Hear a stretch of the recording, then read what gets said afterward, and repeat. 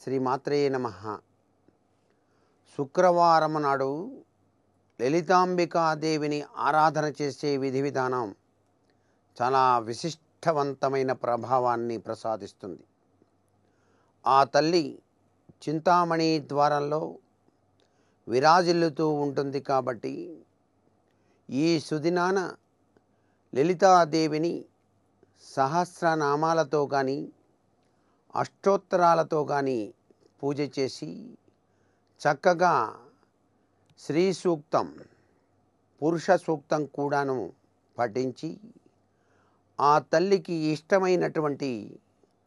చక్కటి ఎరుపు రంగు కలిగినటువంటి మందార పూలను భక్తిభావన స్ఫూర్తితో సమర్పించి ఆ తల్లికి ప్రీతివంతమైనటువంటి ఆ యొక్క ఆవు పాలతో చేసినటువంటి మధురాన్నం, చక్కటి పులిహోర, దద్దోజనం ఇటువంటివి కనుక ప్రతి శుక్రవారం కూడాను నియమబద్ధంగా కనుక ఆ తల్లికి నైవేద్యంగా సమర్పించి ఆ రోజు ఆ తల్లి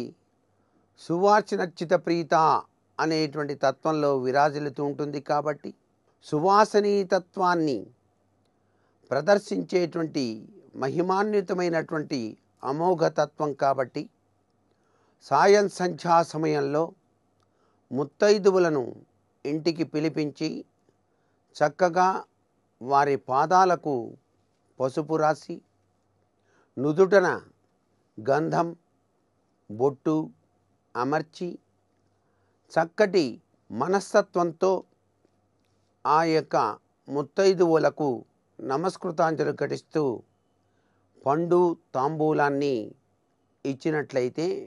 విధి వ్రాసేటువంటి దుర్వ్రాతను సైతం కూడాను తొలగించేటువంటి అమృతవల్లి అమ్మలగన్న అమ్మ పెన్నుదిలిచ్చడి లక్ష్మి పేర్వడ్డ అనాది శక్తి కాబట్టి శుక్రవారం నాడు ప్రతి గృహిణి కూడాను చక్కగా ఆ లలిత మహాదేవిని అర్చన చేసి తరించినట్లయితే ఈ జీవనయాత్ర సుసంపన్నమై సాగి తీరుతుంది కదా. మరి సర్వే జనా సుఖినో భవంతు.